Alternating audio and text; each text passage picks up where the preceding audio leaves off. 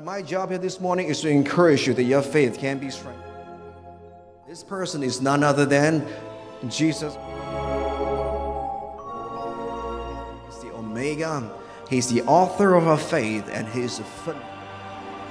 He said, I do not come to abolish the book of the law and the book of the prophets, but I come to fulfill every. Where is your faith placed right now? That's why you hear people who believe in Jesus Christ, someone that you can put your faith in.